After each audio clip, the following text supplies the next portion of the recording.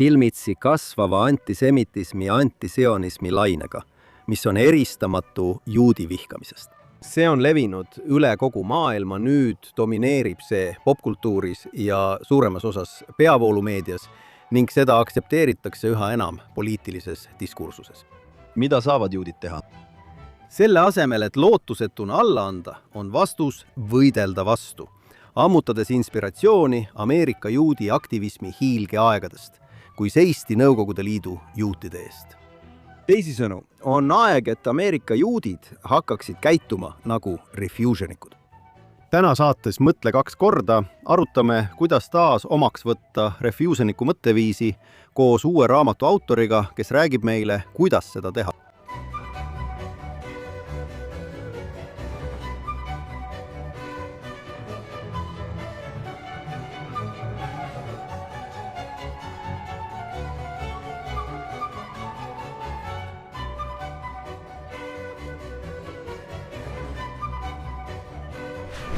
Tere tulemast saatesse Mõtle 2 korda.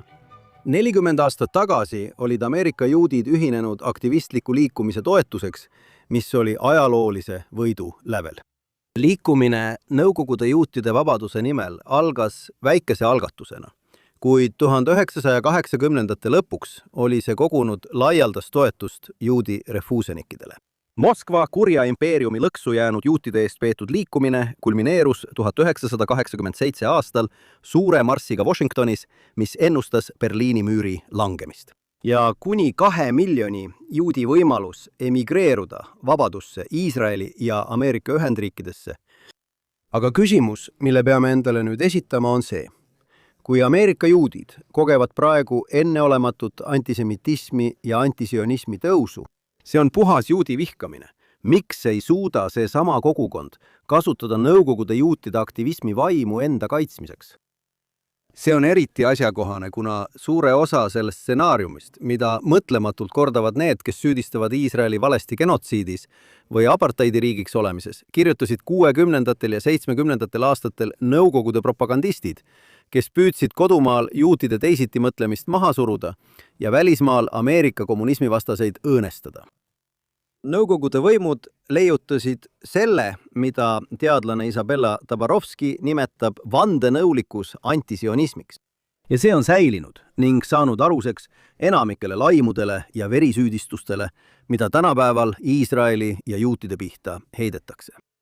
Just nende mürgiste ideede vastu ongi Tabarovski kirjutanud uue raamatu, mille eesmärk on inspireerida ja õpetada noori juute, kuidas vastata nende ja nende rahva vastu suunatud vihalainetele.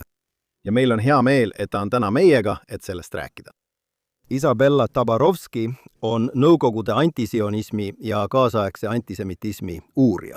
Ta on vanemteadur SEED3 instituudis juudi prioriteetide alal ning oli külalisteadur Wilsoni keskuses ja teistes asutustes.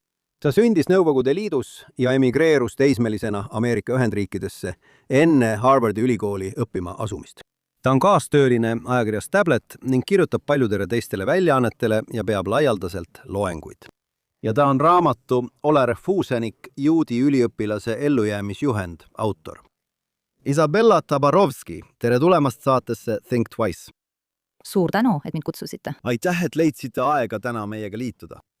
Ma tahaksin alustada küsimusega, miks on Nõukogude juutide liikumise ajalugu nii oluline tänapäeva juutide ees seisvate väljakutsete kontekstis? See on oluline mitmel põhjusel. See on oluline nii selle poolest, kelle eest see võitles, kui ka selle poolest, mida see Ameerika poolel tegi.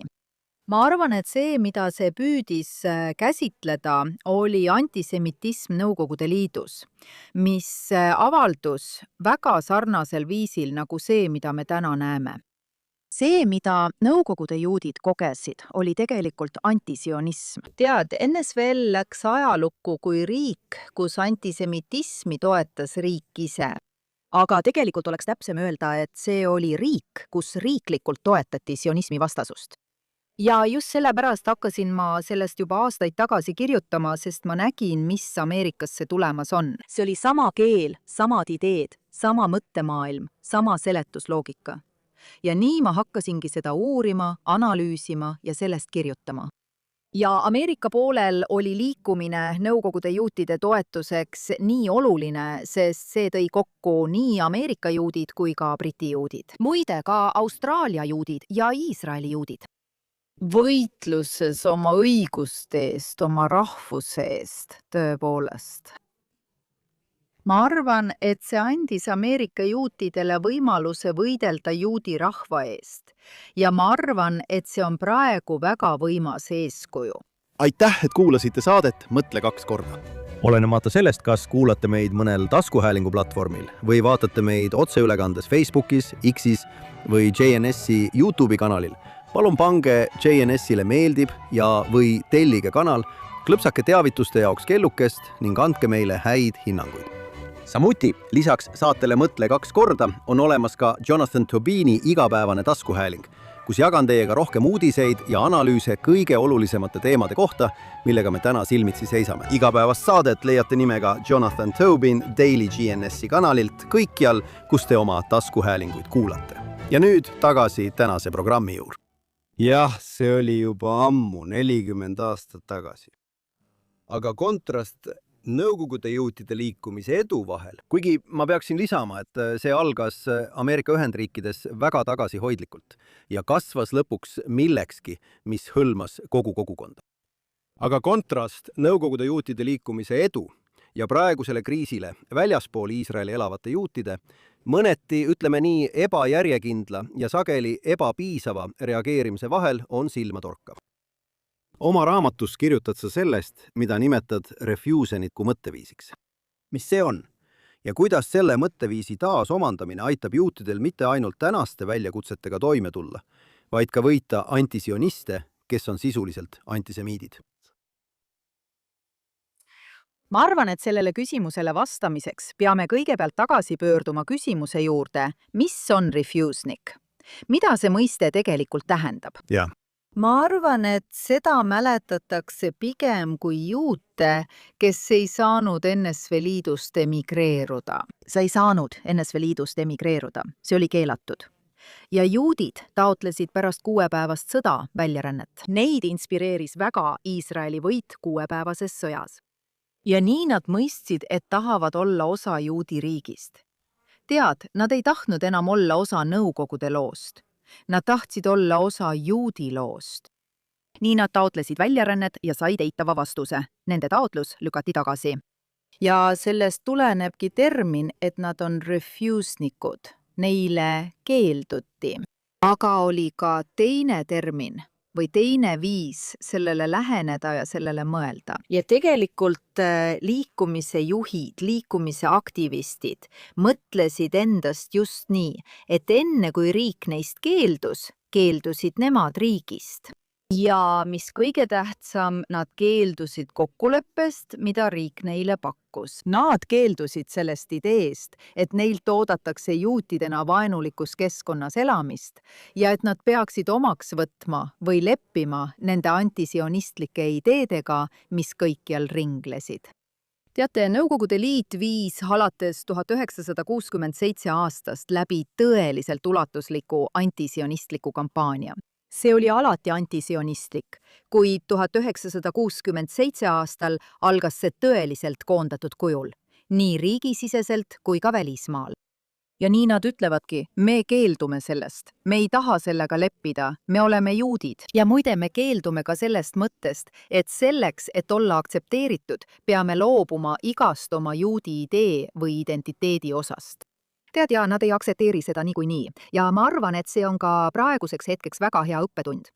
Need juudid, kes tunnevad, et peaksid nad loobuma teatud arusaamadest, mida tähendab olla juut, peaksid loobuma oma sionismist.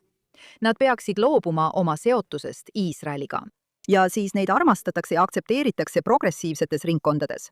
Aga nad eksivad. Ajalooliselt teame, et seda lihtsalt ei juhtu. Mida rohkem sa loobud, seda rohkem nad tahavad, et sa loobuksid. Ja see toimub juba täna. Me näeme, et see juhtub suurte juudi antisionistidega, nagu Peter Beinart. Teate, nad juba kogevad seda. Ja seega on refusniku mõtteviis ennekõike, ma arvan, see trots ja keeldumine vastu võtta neid raasukesi, mida sulle pakutakse, vastutasuks oma juudi identiteedist loobumise eest.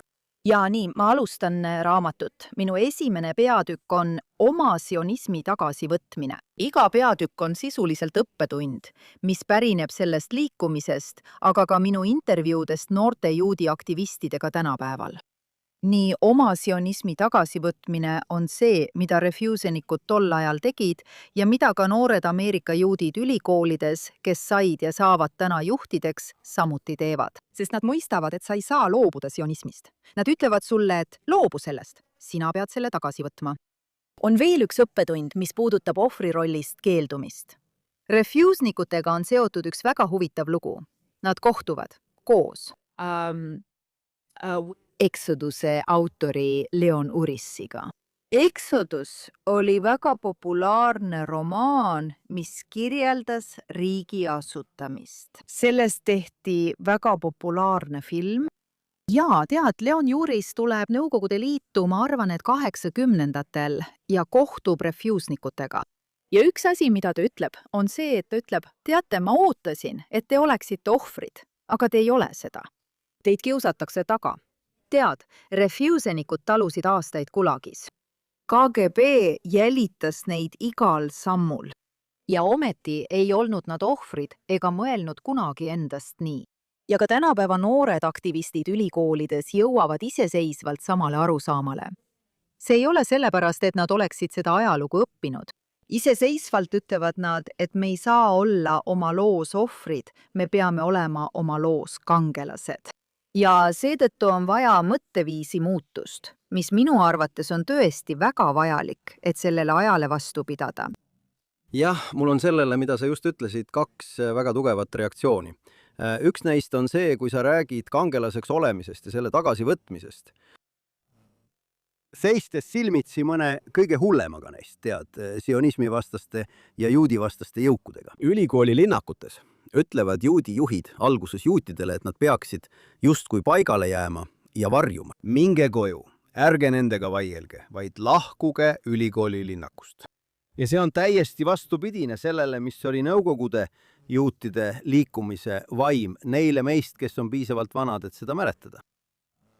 Ja mulle meeldib ka see anekdoot sinu raamatus, kui sa räägid sellest, kuidas üks refusionikest kohtus Leon Urisega. Kui ta tuli Nõukogude Liitu ja rääkis neile, kuidas tead küll kokkuvõtetes, mida tema romaan oli tead küll tõlgitud ja seda anti käest kätte, inimesed lugesid seda ja ahmisid endasse. Ja Urise esialgne reaktsioon oli helistage mu advokaadile.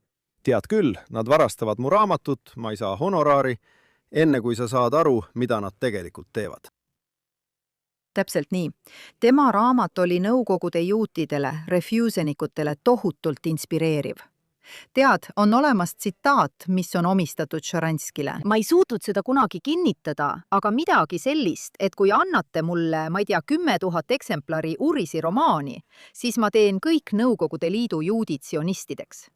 Ma ei tea, kas see on tõsi või mitte, aga mõju oli kindlasti olemas. Need, kes seda raamatut lugesid, olid kindlasti väga sügavalt mõjutatud ja neist said tõepoolest. On palju anekdoote, kus refusionikud ütlevad, et isegi nende sõbrad ja sugulased, kes polnud kunagi eriti sionistlikud, lugesid seda raamatut. Ja nad tundsid äkitselt nii tugevat sidet maa, riigi ja riigi asutamise loo taga oleva looga, et see muutis nad tõepoolest sionistideks. Jah, tead, see on huvitav peatükk juudi ajaloo, juudi kirjandusajaloo seisukohalt. Leon Uris oli populaarne romaanikirjanik. Teda ei hinnatud eriti kõrgelt kirjandusringkondades, sealhulgas juudi kirjandusringkondades, aga ometi oli tema raamatul tohutu mõju, palju suurem, kui keegi oskas ette kujutada, kui see välja tuli, lihtsalt sellepärast, et see vastas vajadusele taastada juudi identiteet. Nüüd tahaksin ma läbi käia need 6 strateegiat, millest sa oma raamatus kirjutad. Ja selles, nagu sa ütled, segad sa Nõukogude juutide liikumise lood praeguste edulugudega. Esimene neist oli taasta oma sionism. see on nüüd huvitav asi. Ma ise olen rääkinud juudi üliõpilastega. Ja mõnikord tead, sa kuuled, ma mäletan ühte noort üliõpilast, kes oli ülikoolis omamoodi juudi juht ja teda tunti selle kooli sotsiaalmeedias laialdaselt kui väike Preili Sionist. Ja ta võttis selle tegelikult omaks. Ta oli nagu, jah, see olen mina. Aga tõde on see, et enamik noori juute, kes on kasvanud üles selles Ameerika hariduse woke maailmas, kus kriitilise rassiteooria, intersektsionaalsuse, asunike kolonialismi ja sionismi tõusu tõttu on juudid ja Iisrael. Neid kõiki peetakse valgeteks rõhujateks, mis on suur vale. Inimestel on väga raske oma sionismi tagasi võtta. Ma arvan, et mõnes mõttes on see praegu raskem kui kunagi varem. Ma arvan, et sul on ilmselt õigus. Ma arvan, et see on väga keeruline aeg. Ja see, mida ma raamatus ütlen ja mis minu arvates on tõesti oluline. Ja see on ka midagi, mille ma sain ühelt aktivistilt, keda ma intervjueerisin, Adela Kohapilt, kes ütleb, tead, sina. Mitte kõik ei saa olla aktivistid ja mitte kõik ei peakski olema aktivistid.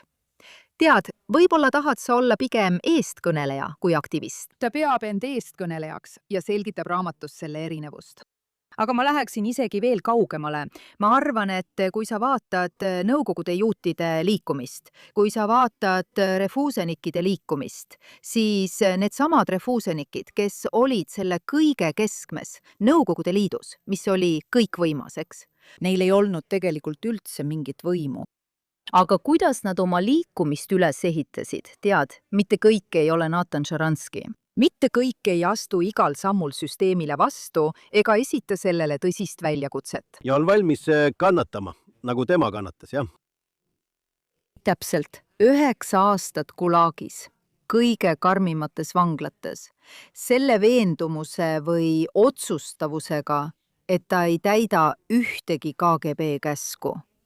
See kestab lõpuni välja. Ta jääb sellele truuks kuni lõpuni.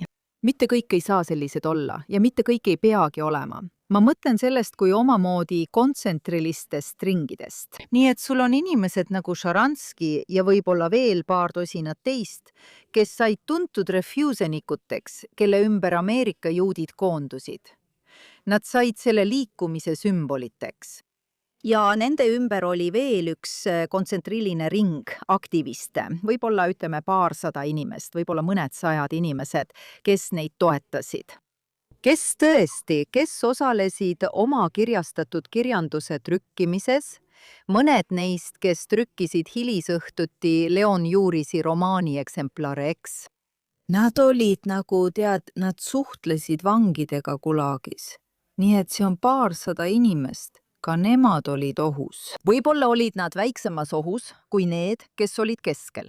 Ja siis on nende ümber veel laiem ring inimesi, aga me ei tea isegi, kui paljudel inimestel keelati lahkuda. Me ei tea. Võib-olla oli neid 10 000, võib-olla rohkemgi. Tead, mõned neist osalevad samuti liikumises, aga palju väiksemas ja vaiksemas mahus. Muide, selles teises ringis on ka heebrea keele õpetajad, keda KGB sihilikult taga kiusas. Ja siis selles välimises ringis on inimesed, kes käivad neil heebrea keele tundides. Need on inimesed, kes võib-olla viivad midagi vaikselt punktist A punkti B oma seljakotis ja keegi ei tea sellest midagi. Või võib-olla lähevad nad ja ostavad paberit selle isekirjastamise projekti jaoks, tead küll.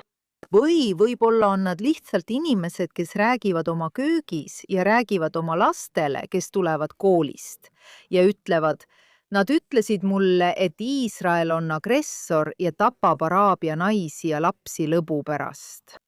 Tead, võib-olla piisabki sellest, et ütled oma lastele, et see on vale. Ma arvan, et me oleme nüüd selles kohas. Ma ei arva, et kõik peavad rahva hulkade ees seisma. See pole kõigile. Mitte kõik ei saa olla Shabbos Kestenbaum. Mitte kõik ei saa olla Jali Akobi, kes on seal sotsiaalmeedias ja võitleb tõeliselt selle võitluse eest. Ja ma tean, et see pole tema jaoks lihtne. Tead, neil kõigil on tagajärjed, tead nende tööelus ja tead kõigel, mida nad teevad, on tagajärjed. Aga nad valivad selle tee. aga mitte kõik ei pea seda tegema. Ma arvan, et mis on tõeliselt oluline, on see, kui sa lihtsalt loed seda raamatut ja võtad need õppetunnid omaks kui oma sisemise plaani, siis see juba ongi tähtis. Ja see tegelikult kurvastab mind, et ma pean seda ütlema, sest me räägime sellest Ameerika Ühendriikides, eks. Ameerika Ühendriikides, kuhu ma tulin 30 aastat tagasi ja arvasin, et see on riik, kus sa võid olla vaba ja öelda, mida usud, ning kindlasti võid olla vaba ja avatud juudina. Ma mäletan väga selgelt seda kogemust, kui ma esimest korda leidsin oma tee juutluseni. Ja me istusime kellegi kodus šabatil, laulsime laule ja aknad olid lahti. Ja ma mõtlesin, kui imeline on mitte varjata end juudina, vaid laulda avalikult tänavale. Ja see on minu jaoks väga kurb, et see on muutunud, aga just sellepärast arvan ma, et need õppetunnid on nii olulised. Isegi kõige tähtsam asi praegu, ma ütleksin, on see, et noored ülikoolides ei laseks propagandal end mõjutada. Noorte juutide jaoks, sest nii palju propagandat on suunatud sellele, et neid meie traditsioonidest lahutada. Neid kõigest sellest lahutada, mis nad juutidena on. Ja kas sellel võib üldse mõju olla? Kas see raamat võib kuidagi kõiki päästa? Tõenäoliselt mitte, aga loodetavasti saab see vähemalt mõnda aidata.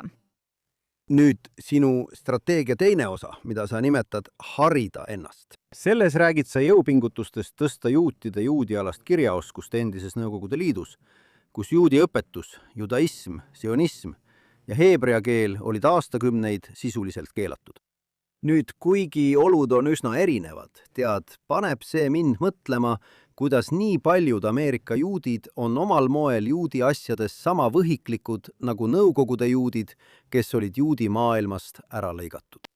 Jah, see on täpselt nii ja mul võttis aega, et sellest aru saada. Ma mäletan, kuidas Ameerikas sündinud Ameerika juudid ütlesid mulle, et kirjaoskuse mõttes pole see nii erinev.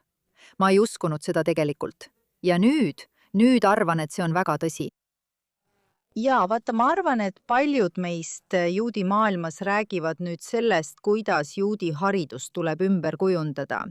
Sest asi pole lihtsalt juudi hariduse suurendamises. Sest me teame, et paljud neist antisionistlikest juutidest, kes lähevad kõige vastu, juudi rahvuse vastu, meie sideme vastu Iisraeliga, neil oli juudi haridus. Nii et küsimus on, millist juudi haridust?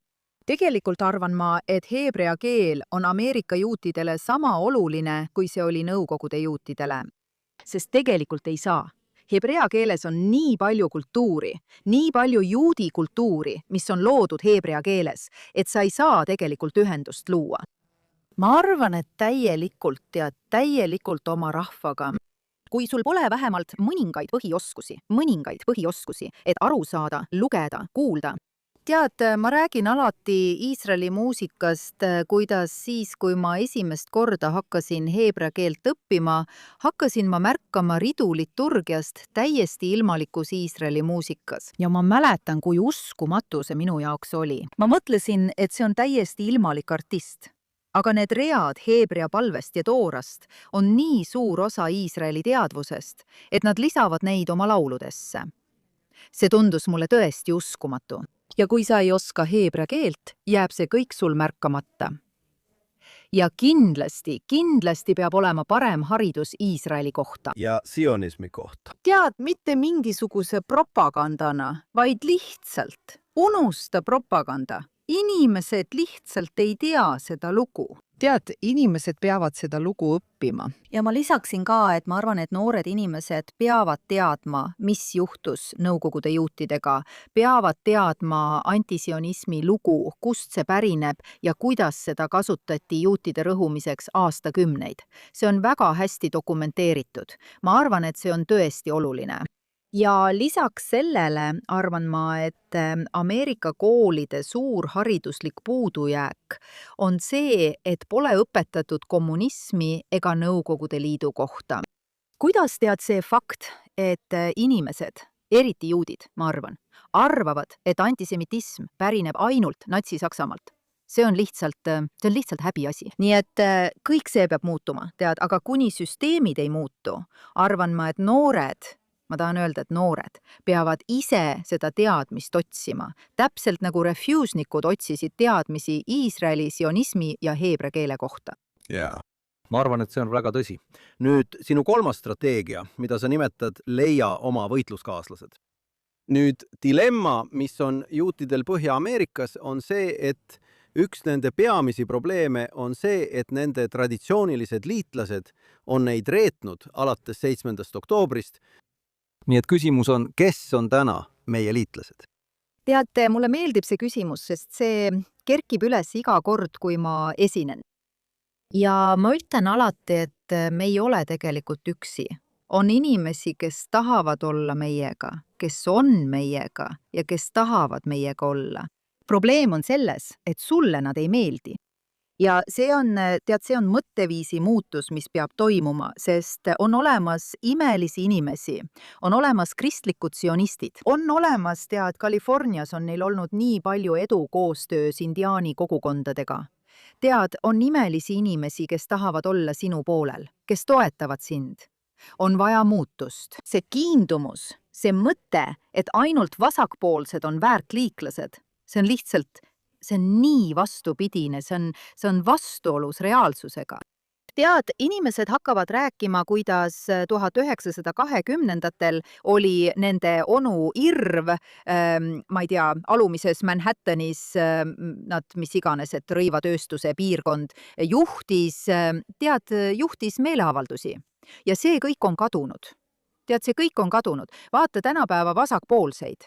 Vasakpoolsed on täiesti diskrediteeritud. See on taandareng.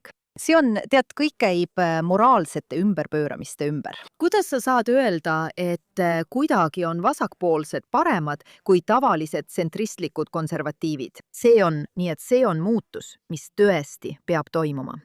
Jah, ma arvan, et see on mõttetu, aga sul on täiesti õigus. Paljud juudid lihtsalt ei tunnista, et on 10 miljoneid Ameerika kristlasi, kes on Iisraeli tulihingelised toetajad. Aga kuna nad ei nõustu nendega teistes küsimustes, olgu selleks abort või midagi muud, peavad nad neid sobimatuteks või räägivad sellest, kuidas mõned usuvad, et juudid pöörduvad, kui Jeesus tagasi tuleb. Ja see on nagu, kas sa arvad, et Jeesus tuleb tagasi? Miks sa siis muretsed? Aga see ei näi mõjuvat, sest need on kultuurilised teemad ja see on seotud poliitikaga. Ja nagu ma tihti ütlen, tänapäeva Ameerikas ja tegelikult suuremas osas läänemaailmast täidab poliitika inimeste elus seda rolli, mida varem täitis religioon. See ongi nende jaoks tõeliselt oluline. Ja sellepärast ongi nad nii vastumeelselt pöörduma oma sõprade poole ja seda tunnistama. Teate, nii sünge kui olukord praegu ka ei tundu, aastal 2020, mais 2026 kasvava antisemitismiga. Teate, juudid ei ole selles riigis üksi. Ja teate, et toetus sionismile on suur, see on sügavalt Ameerika poliitilises DNA-s, lihtsalt sellest ei räägita. Õige, täpselt nii ongi. Teate, ma räägin sellest tihti paarisuhte näitel. See on nagu vasakpoolsetega. Ameerika juudid arvavad kuidagi, et liitlane olemine tähendab kellegagi abiellumist, aga see ei käi nii. Te võite, see on täiesti okei olla kellegagi koos lihtsalt seetõttu, et olete mõnes küsimuses ühel meelel. Ja nagu ma tihti ütlen, see on nagu te arvate, et olite vasakpoolsetega abielus. Aga vasakpoolsed on lahkunud ja abiellunud kellegi teisega ning nad ei tule tagasi. Nii et te peate lõpetama igatsemise selle järele, kes lahkus ja hakkama vaatama nende poole, kes tahavad meiega olla. Jah, see on väga hästi öeldud, see on tabav võrdlus. Nüüd sinu järgmine strateegia sinu raamatus on see, mida sa nimetad ootamatu tegemiseks. Nüüd sinu nõukogude juutide näide sellest on see, kui mõned juudid üritasid lennukit kaaperdada. Ja sinu kaasaegne näide on see, kui juut kaebab ülikooli kohtusse. Nüüd nende kahe asja vahel on suur erinevus. Ja kuigi me ei taha julgustada juute siin riigis, kus kehtib õigusriik erinevalt Nõukogude Liidust, lennukikaaperdusi või kuritegusid toime panema, peavad nad siiski lõpetama antisemiitide reeglite järgi mängimise. see ongi ju peamine mõte, kas pole? see on täpselt õige ja ma toon selle täpsustuse ka raamatus välja, et oleks selge, et ma ei propageeri siin lennukite kaaperdamist.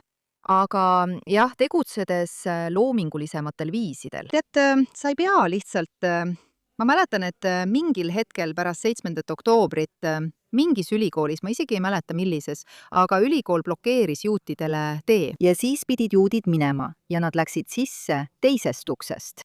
Ja ma ei suutnud seda uskuda. Ma ei suutnud uskuda, et nad tõesti nii tegid. Tead, et nad ei jäänud lihtsalt seisma ja ei küsinud, miks me ei või siit läbi minna. Tead, see ongi lõpuks see, mida Szabos Kestenbaum teeb selles viiruslikus videos, mida ma ka raamatus kirjeldan. Ja paljud inimesed ilmselt nägid seda, kus ta läheneb MIT laagris olevale teltlinnakule. Muide, talle soovitati isegi mitte sinna minna, nagu sa mainisid. Mõned mingid traditsioonilised pärandiga juudi organisatsioonid. Nende esindajad ütlesid, et ära mine sinna, ära vaidle, ära astu vastu. Kõnni lihtsalt mööda, meie lahkume, meeleavaldus lõpeb, sina lähed koju. Aga tema läheb otse sinna ja ütleb, tead, ma lihtsalt tahan sisse minna, ma olen Ameerika kodanik ja see on ülikool, tead, see on avalik ruum, miks ma ei või? Ja nad ei lase teda sisse, aga lõpuks ta pääseb läbi. Tead, just sellised teod, Nõukogude juutide liikumises, olid nad oma protestidega uskumatult loovad. Ma arvan, et just see tõmbas liikumisele tõeliselt tähelepanu.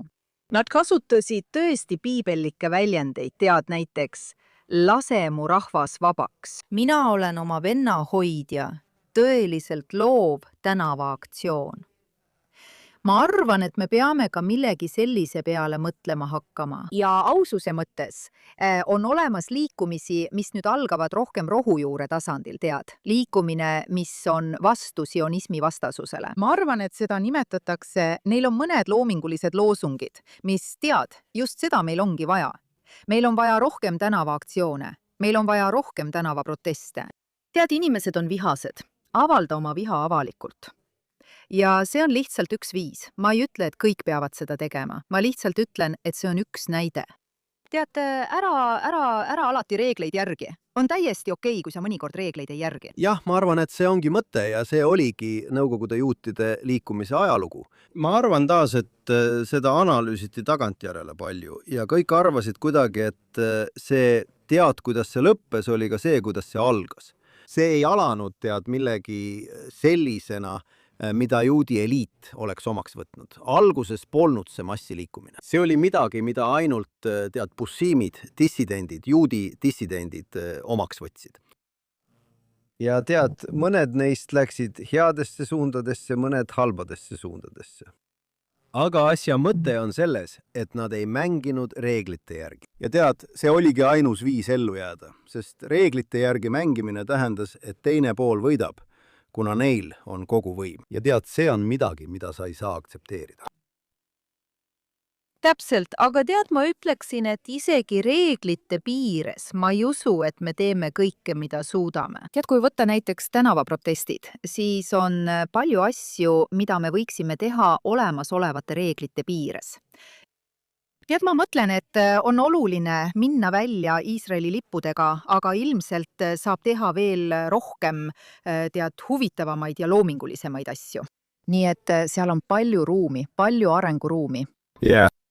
Järgmine strateegia, mida sa oma raamatus soovitad, on ohvri rollist loobumine. Ja ma arvan, et see on suurepärane nõuanne, aga see on ka vastuolus sellega, kuidas tänapäeva kultuur toimib. Sest kas mitte ohvri staatus pole see, mida kõik viimasel ajal otsivad kultuuris, mis ülistab ohvri rolli ja näib põlgavat edu. Jah, see on õige. Tead, mis on huvitav? Keegi ütles mulle kunagi, et nad arvasid, et see on minu raamatu kõige radikaalsem peatükk. Ja ma polnud selle peale varem üldse nii mõelnud. Ja ma mõistan nüüd intellektuaalselt, miks nad seda ütlesid.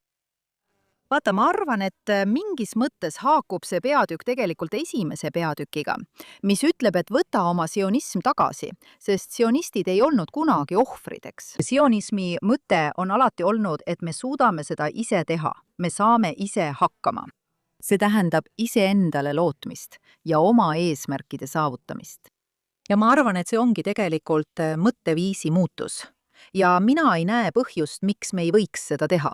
Nii et see on okei, las kõik teised suplevad oma ohvri rollis. Ma arvan, et see on palju võimsam, kui me seda ei tee. Kui me lihtsalt võtame oma tegutsemisvõime tagasi ja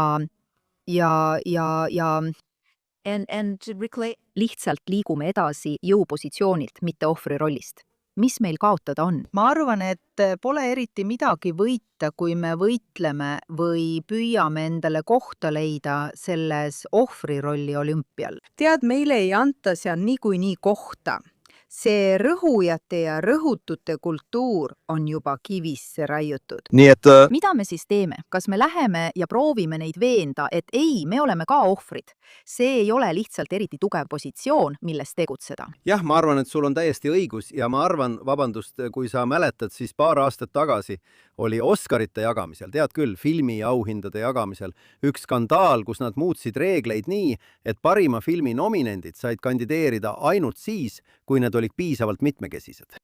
Ja paljud juudi kunstnikud, kes polnud oma juudi identiteediga täielikult sidet kaotanud, ütlesid, oodake nüüd, me tahame ka olla ohvrid.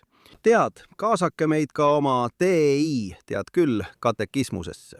Ja ülejäänud, tead küll, Hollywoodi eliidi reaktsioon oli, millest te räägite. Ja tead, nende protestid ei viinud kuhugi. See oli, üsna hale. Aga siiski tead, nad tead küll olid nagu, oodake nüüd, me tahame ka, et meid kaasataks. Aga nad ei saanud aru, et kaasamise definitsioon DEIs, see I ehk kaasamine, kindlasti ei hõlmanud juute. Õige, täpselt.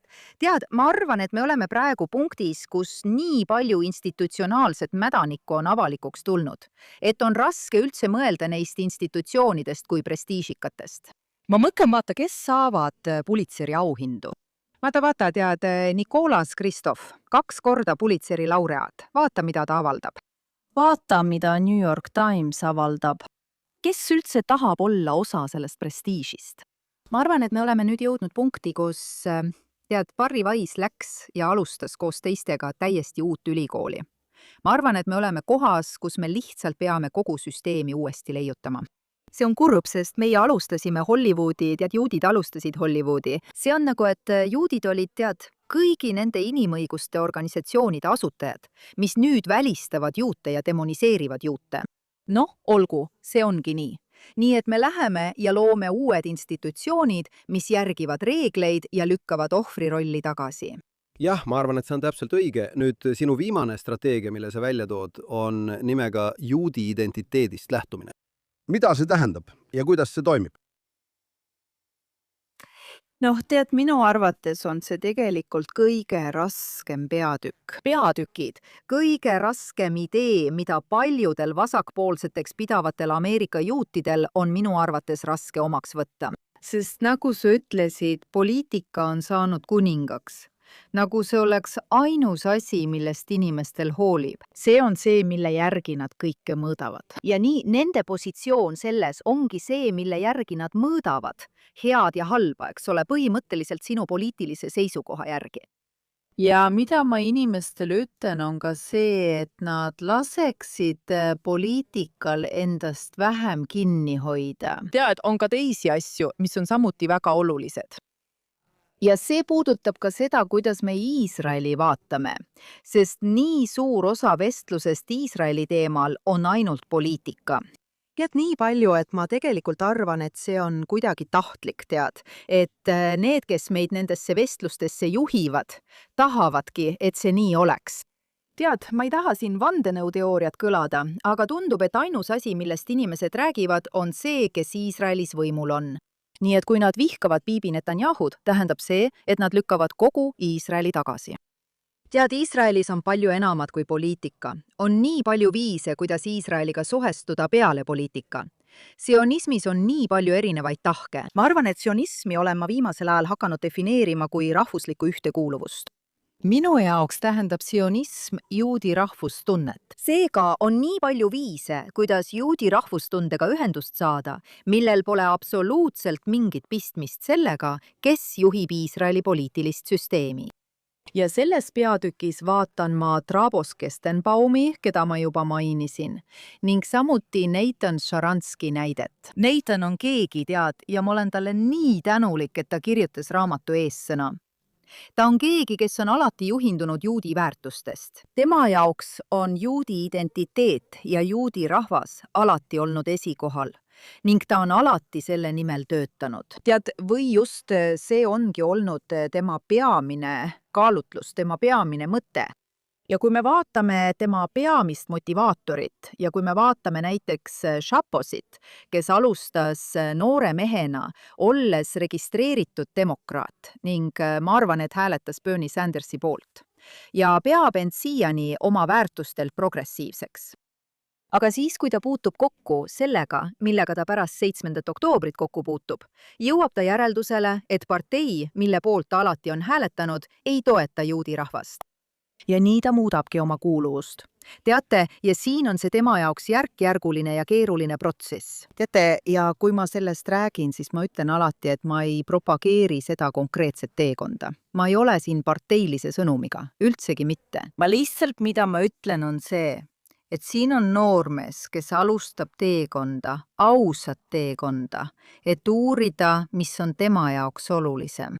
Ja lõpuks jõuab ta järeldusele, et tema juudi identiteet on see, mis on tema jaoks oluline. Tema seos Iisraeli ja juudi rahvaga on see, mis on tema jaoks oluline. Ja ta teeb oma poliitilised otsused selle põhjal. Ja seega ma pooldan just sellist ausat ja erapooletut analüüsi. Tead, ära ole nii parteiline selles ameerikalikus poliitilises mõttes, et sa ei näe midagi muud selle taga või sellest kaugemal. Jah, ma arvan, et see on väga oluline. Ma tahan tagasi minna selle juurde, mida sa varem mainisid. Ja see ongi probleem, et enamikul inimestel, tead, puudub julgus oma arvamust avaldada ja silma paista. Tead, see on väga raske. Ja kuidas need, kes ei taha endale sihtmärki seiga, tead, kes ei ole, kes ei taha olla kangelased ega taha isegi silma paista. Enamik noori, tead, nad ei taha alluda. See ongi, tead, kuidas enamik, tead, ainult tead need erandid on valmis, tead, olema nagu ruutne tapp ümmarguses augus, tead, ruutne tapp ümmarguses augus. Jällegi, kuidas tavaline juudi tudeng, noor inimene, kuidas nad vastu hakkasid? Tead, kuidas nad said omal moel refuusnikuteks? Noh, vaata, tead, ma ütlen seda kõigepealt ühe noore inimese sõnadega, keda ma intervjueerisin, Alisa Bernstein, kes ütleb, vaata, tee midagi väikest. Tee midagi väikest ja juudilikku. Tee midagi juudilikku, isegi kui see on väga väike, mis ühendab sind oma juutlusega, mis ühendab sind sinu juudi identiteediga. Süüta küünlad šabatil, keegi ei pea neid nägema. Tead, kanna oma Taaveti tähte, sa ei pea seda näitama, sa ei pea seda väljas kandma. Kanna seda enda juures, et sa teaksid, et see on olemas. Tead, külasta Iisraeli. Suhtle teiste inimestega, kes mõtlevad nagu sina. Tead, ära ole üksi oma mõtetes, vaid suhtle teiste juutidega. Tead, on palju juute, kes peavad end 8. oktoobri juutideks, kes avastasid, sealhulgas noored inimesed, et nende seos oma juudi identiteediga on neile väga oluline. Ja nii nad tegelikult lähevadki ja süvendavad seda. See on osaliselt ka minu peatüki mõte. Leia oma võitluskaaslased. Leia teisi inimesi, ära ole üksi. Lihtsalt loo oma väike ring. Sa ei pea kogu maailmale avatud olema, aga hoia see tuli enda sees põlemas. Ja, sinu raamatus mainid sa ühte ajaloolist peatükki, mis minu arvates on tänasele ajale väga asjakohane. Ja see on see, kuidas alati leidub teatud arv juute, keda saab värvata tegema sionismivastaste ja antisemiitide musta tööd ja see kehtib kindlasti ka tänapäeval. Aga sa tood oma raamatus välja ühe olulise ajaloolise pretsedendi, kus juudid astusid Iisraeli vastu välja Nõukogude Liidu ja kommunismi ajaloos. Kas sa saad rääkida meile juutidest, kes täitsid antisemiitliku Nõukogude režiimi käske nii kommunismi algusaastatel kui ka 70-ndatel? Sest see on ajaloo peatükk, millest minu arvates enamik, kindlasti enamik Ameerika juute teab väga vähe. Tead, ma alustan Pundi ja Tševsektsia kommunistliku partei juudi osakonna loost. See on lugu, mis on tegelikult ka tänapäeval väga asjakohane, sest me elame läbi seda kummalist Pundi nostalgiat. Tead, just ilmus uus raamat Pundist ja sellest, kui imeline see omal moel oli. Kõik need juudid, kes ei tahtnud olla sionistid, kes kõik koos unistasid, tead küll, sellest juudi solidaarsusest ja nii edasi ja nii edasi. Esiteks on see tegelikult Pundi tõsine valesti esitamine ja moonutamine, sest Pund oli tegelikult rahvuslik. Nad lihtsalt tahtsid olla rahvuslased diasporas. Nii et tänapäeva sotsialistid, juudi sotsialistid, kes igatsevad Pundi järele ja ütlevad, et me oleme rahvusluse vastu, seega tahame olla pundistid. Nad oleksid üllatunud, kui nad tõesti teada saaksid, kes pundistid tegelikult olid. Aga lugu on olemas, ilma liigsetesse detailidesse laskumata on see, Pundi liikmeid värbasid bolševikud, Lenini partei, nendesse juudi sektsioonidesse, mille ülesandeks oli sisuliselt kogu Venemaa juudi kogukond kaasa haarata. See on Nõukogude valitsus, juudi sektsioon, mis on, nagu teate, omamoodi kommunistliku partei osa, mis juba valitseb Nõukogude Liitu. Täpselt nii, see on kohe pärast 1917 aasta revolutsiooni 1920ndate alguses. Ja need juudi sektsioonid, mida tuntakse nende vene nimega Jevsektsia, mis on raske hääldada, aga ma tahan selle siiski ära mainida, teevad tõesti kohutavaid asju. Nad kiusavad taga, nad võtavad sihikule eriti 3 asja. Nad ründavad heebrea keelt, nad ründavad sionismi ja nad ründavad judaismi. Ja nad tahavad kõik 3 välja juurida. Ja see on neile ka võimalus oma vanadele vaenlastele, sionistidele ära panna, sest enne revolutsiooni olid nad konkureerivad parteid. Nii et nad kiusavad taga mõlemaid, juurivad välja heebrea keele ja juurivad välja religiooni. Ja suur osa sellest tuleneb osaliselt üldisest kommunistlikust platvormist ja selle eesmärkidest. Ja osa sellest on lihtsalt nende enda entusiasm. Aga mis juhtub, on see, et lõpuks, tead, on just Pundi liikmed need, kes lõpuks astuvad kommunistlikku parteisse. Ei ole piisavalt internatsionalistlikud, ka kommunistide, Vene kommunistide jaoks, kes vaatavad neid lihtsalt nii, okei, nad on ikkagi juudid, nad on ikkagi juudi rahvuslased. Ja nad lõpetavad samades laagrites nagu sionistid. Seal on sionistidest seltsimehed, kelle nad varem nendesse laagritesse saatsid. See on väga kõnekas näide sellest, mis juhtub, kui juudid liituvad nende universaalsete internatsionalistlike liikumistega, sest lõpuks ei sallita nende juudi päritolu üldse. Ja mis hiljem juhtub, on see, et siis tuleb holokaust, mis hävitab kõik. Sisuliselt hävitati diasporaa juudid, kes elasid natside poolt okupeeritud aladel Poolas ja Ukrainas. Just neil maadel, kus Pund arvas, et juudid elavadki diasporaas. Ja lõpuks olid need sionistid, kes päeva päästsid. Teate, just sionistid on need, kes võidavad selles kohutavas võistluses, mis algas 20. sajandi alguses. Ja nemad on need, kes toovad, kes rajavad, kes viivad oma poliitilise programmi täide. Nemad rajavad riigi.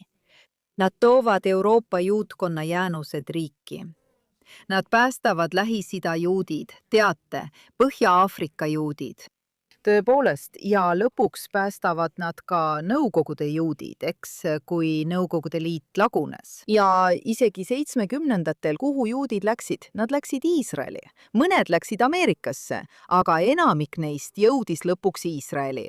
Nii et tead, nostalgia Pundi järele on peaaegu morbiidne tead, sest see on lihtsalt üks lugu. Pundi lugu lõpeb massilise hävitamisega, lõpeb juutide genotsiidiga. Samas kui sionistid lõid elujõulise kultuuri, mis jätkub teada aina edasi ja millest on välja kasvanud see uskumatu kultuur, mis meil täna Iisraelis on. Ja siis hiljem, ütlen lihtsalt kiiresti, tead, Nõukogude režiim tõesti teadis, kuidas manipuleerida juudi identiteediga. Ja kui see sionismivastane propaganda algab pärast 67. aasta sõda ehk 6-päevast sõda, kaasavad nad ka juute, et need räägiksid sionismi vastu. ja need juudid muidugi, neile antakse ette, mida öelda. Nad valib välja riik. Mõnes mõttes võiks öelda, et neil ei ole valikut, aga tegelikult on neil valik olemas. Nad oleksid lihtsalt pidanud ohverdama oma karjääri, aga nad oleksid võinud öelda ei. Aga nad ei tee seda. Nad lähevad riigiga kaasa. Ja nii, et tead, ausalt öeldes tegid seda paljud inimesed kogu Nõukogude kultuuris ka. Ma mõtlen, et see ongi asja mõte. Nad olid kõik omamoodi ohvrid, aga kindlasti ei olnud nad kangelased. Ja, see on õige, muidugi. Ja, ei, see on arusaadav. Seda saab seletada, aga see on ka pettumust valmistav. Ja ma tean, et refusionikud vaatasid neid. Nad kindlasti ei austanud neid. Õige. Tead, ja siis 80-ndatel loodi Nõukogude avalikkuse antisionistlik komitee. Ja see on täielikult KGB loodud. Nad pöörduvad ülemaailmse juutkonna poole, nad pöörduvad ülemaailmse vasakpoolsuse poole. Ja mis on huvitav on see, et ülemaailmne vasakpoolsus usub neid. Ülemaailmne vasakpoolsus, sealhulgas vasakpoolsed juudid, ütlevad, vaadake, need antisionistlikud juudid Nõukogude Liidus ütlevad, et NSV Liidus ei ole antisemitismi. Ja nad ütlevad, et Nõukogude juudid ei taha sioniste. Nad ei taha Iisraeli. Neil pole mingit huvi millegi sellise vastu. Ja nad tõesti võtavad neid sõna-sõnalt. teate, need olid KGB valed, sõna otseses mõttes. See komitee oli KGB katteorganisatsioon. Nii et teate, see juhtub. Seda on juhtunud kogu ajaloo vältel. Sellel on väga pikk ajalugu. Teate, ja ka täna näete, kuidas juute kasutatakse ja manipuleeritakse samamoodi igasuguste antisemiitlike tegelaste poolt, kes loovad rühmitusi nagu juudid selle või teise asja eest, valige ise nimi. Muidugi on see nüüd teistmoodi, sest juudid, Ameerika juudid teevad seda vabatahtlikult. Keegi ei sunni neid seda tegema. Nii et see on teine lugu. Aga ma arvan ka, et tihti ei ole need juudid tingimata hästi informeeritud, eriti noored inimesed. Nii et see on keeruline olukord. Jah, see on tragöödia ja nagu sa just ütlesid, tead, juudi sotsialistliku pundi ajaloo kasutamine relvana sionistlike juutide vastu. Pund, tead, ei olnud nende poolel, kes kavandasid genotsiidi juutide vastu. Ma mõtlen, nad olid ohvrid. Nende inimeste poolt, kes tahtsid juutide vastu genotsiidi toime panna. Erinevalt tänapäeva sionismi vastastest juutidest, kes sisuliselt teevad, tead küll, Hamasi, Iraani ja nende liitlaste musta tööd. Ja ma arvan, et see mõte, nagu nad oleksid, nagu sa just ütlesid, et sionismile on mingi alternatiiv, on nii ekslik. Tead, selles mõttes, kuigi nad olid poliitilised rivaalid, oli neil väga erinev nägemus. Aga see mõte, et tead, antisionistlik, et just pund, mis teadagi hukkus holokausti tuhades ja Gulagis, on kuidagi alternatiiv. See on peaaegu nagu surmakummardajate kultus. Tead, pund on osa juutide surmaajaloost. Sionism oli seotud sellega, et anda juudi elule uus võimalus, uus hingamine. Ja seda niimoodi tagasi lükata on nii ebaloogiline, et minu jaoks on see analoogia FCI-ga, mis tegi seda. NKVD ja hiljem KGB musta töö tegemine on väga tabav võrdlus.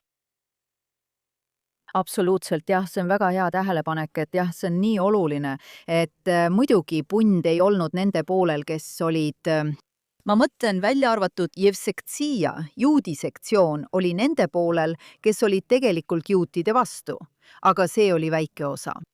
Üldiselt muidugi, täpselt, pundistid. Ei olnud nende poolel, kes olid sionistid ja võitlesid oma elu eest Varssavi getos. Tead, see ongi tegelikkus, pundismi lõpp. Tänapäeval jah, arvestades antisemitismi ja antisionismi kõikjal olekut meie tänapäeva popkultuuris ja poliitikas, tunnevad paljud juudid tõelist meeleheidet tuleviku suhtes. Aga sa lõpetad oma raamatu optimistliku noodiga, tuues näiteks Iisraeli edu. Ja miks see tähendab, et see põlvkond on tead määratud olema antisionismi põlvkond. Sionistid on sama määratud läbikukkumisele nagu need KGB-s, kes arvasid, et nad suudavad Iisraeli võita.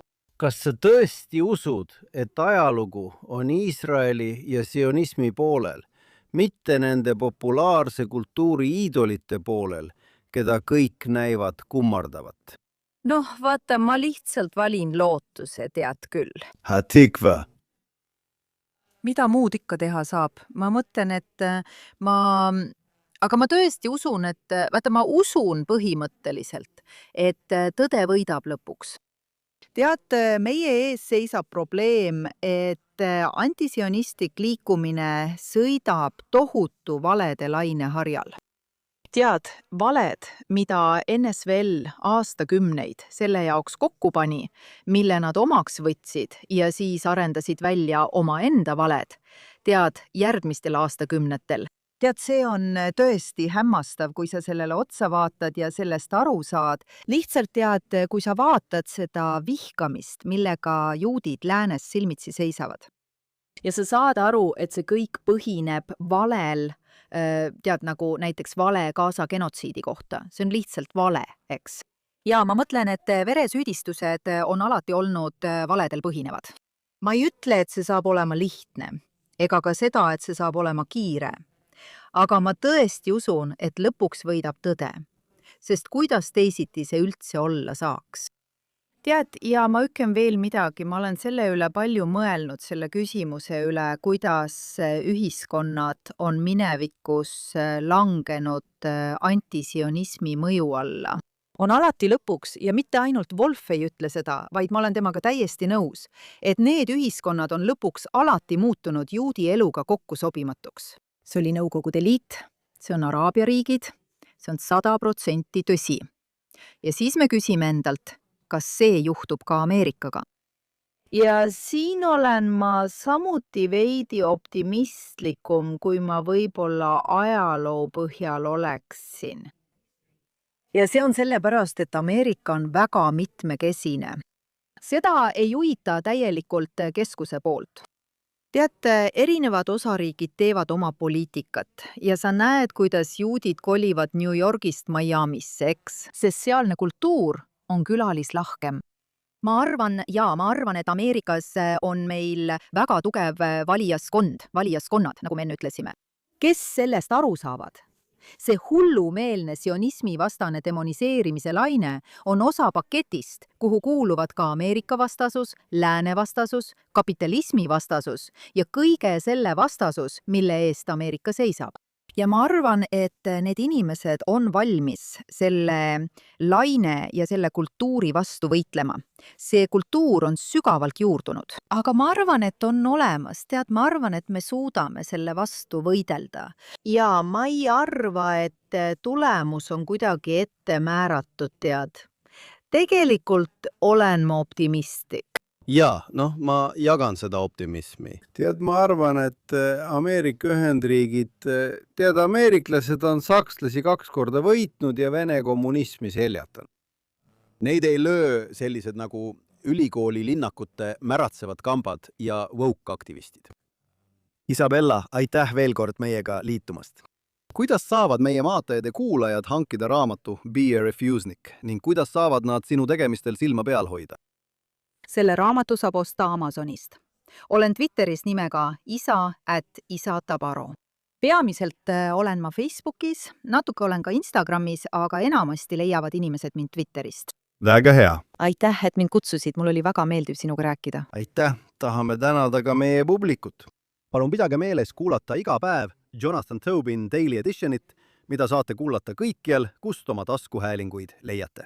Ja olenemata sellest, kas kuulate meid mõnes neist kanalitest või vaatate meid otseülekandes Facebookis, X-is või JNS-i YouTube'i kanalil, palun märkige JNS meeldivaks ja või tellige klõpsake teavituste jaoks kellukesel ning andke meile häid hinnanguid. Palun kirjutage meile aadressil thinktwice@jns.org ja andke teada, kus te saadet kuulate või vaatate ning mida te sellest arvate. Soovin korraks märkida, et sel kuul tähistame selle taskuhäälingu 5. aastapäeva. See oli esimene nüüdseks arvukatest taskuhäälingutest, mis on saadaval GNS TV-s. Täname produtsent Zack Sickermani, GNS-i kirjastajaid ning kõiki teid, kes olete meid aastate jooksul igal nädalal vaadanud ja kuulanud. Loodame sellega jätkata ka edaspidi. Aitäh, et olete meiega ja pidage meeles, lugege ja mõelge ise. Kohtume taas järgmisel nädalal.